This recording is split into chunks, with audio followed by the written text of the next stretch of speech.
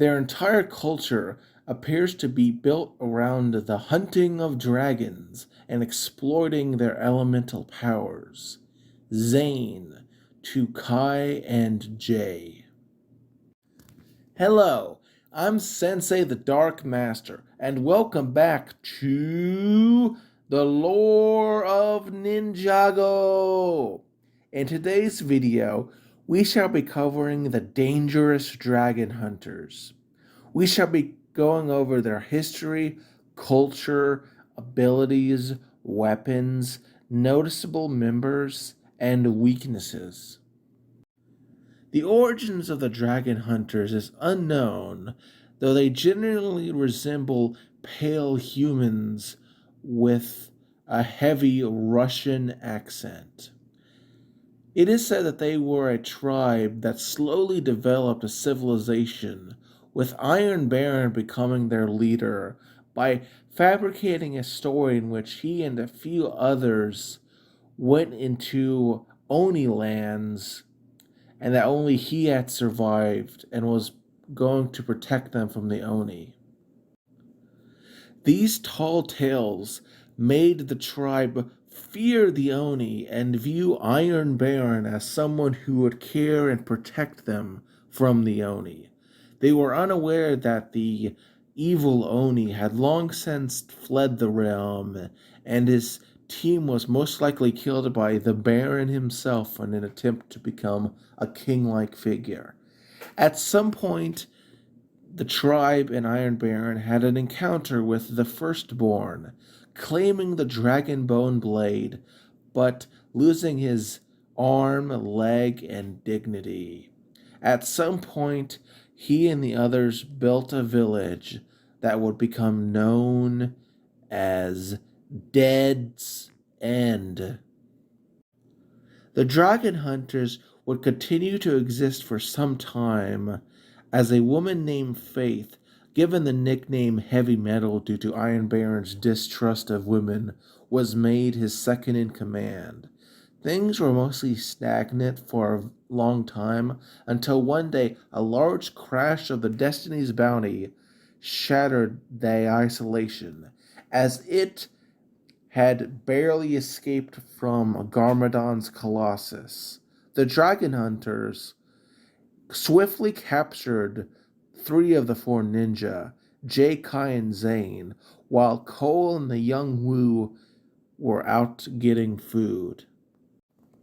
The hunters investigated the ninja, but when they refused to give them any valuable information, they were called Oni and thrown into a pit to fight an earth dragon named Slab.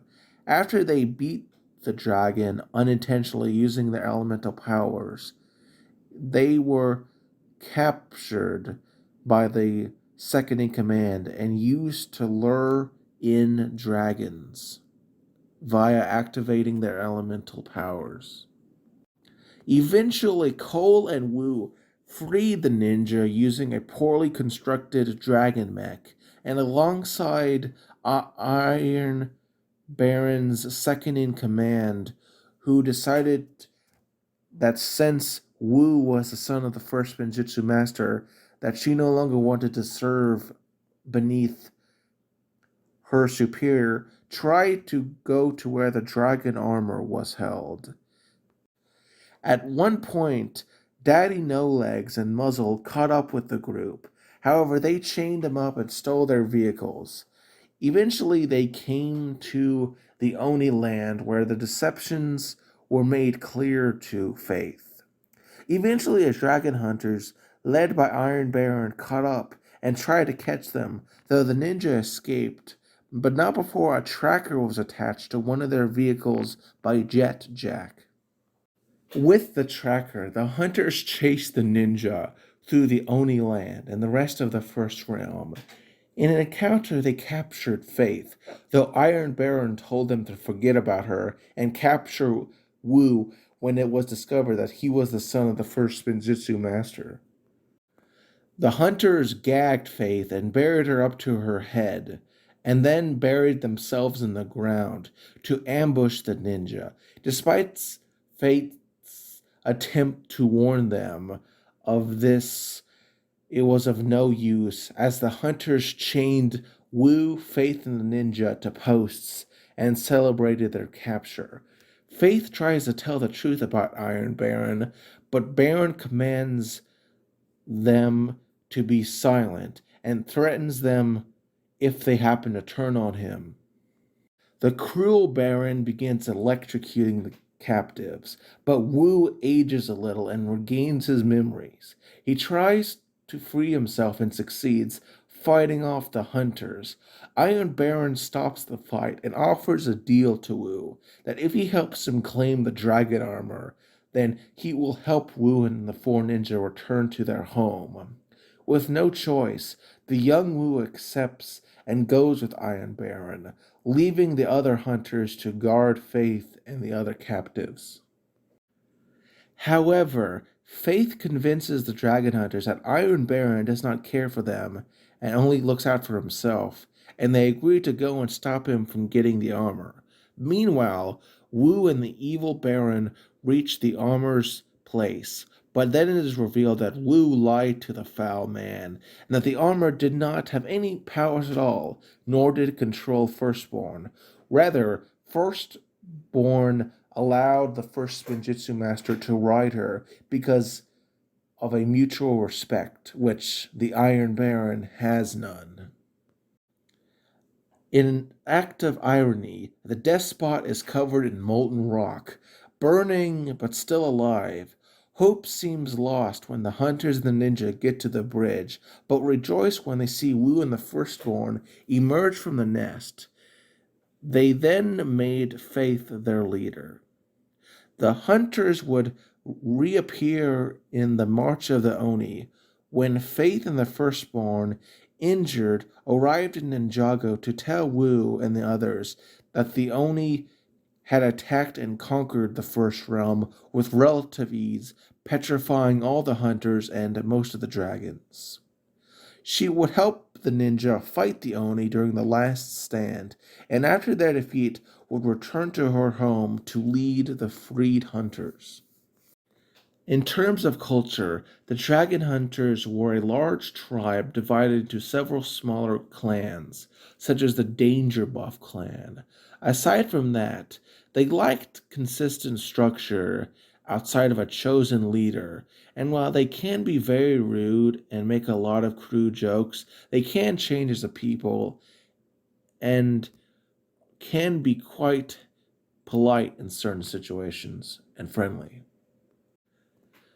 The base much of what they do around dragons, using them for food, fuel, crafting, and entertainment, though Faith is believed to have stopped their outright killing of dragons for consumption. Now, let us cover noticeable members. First, there was Iron Baron, the former leader of the dragon hunters, who is noticeable for his cruelty, his top hat, mechanical eyes, hand, and peg leg. Then there is Heavy Metal, whose real name is Faith, that is the current leader and former second in command, and who had some really heavy armor. Then there is Jet Jack, a woman with prominent mohawk and a large jetpack. She originally was third in command, but became second in command upon the defeat of Iron Baron. Then there is Daddy No Legs, a dragon hunter who lost his legs to a dragon and so rides a spider-like tank.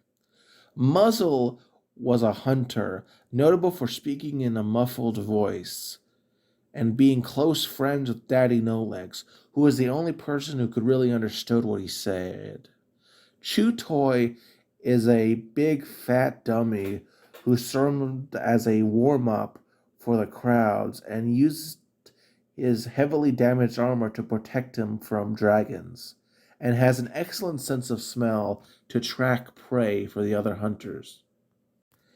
Other notable low-ranking dragon hunters included Scar the Skull Breaker, the insane Nitro, the accurate shooting Talon, the insignificant autopilot, and the only mentioned by name stalwart danger buff.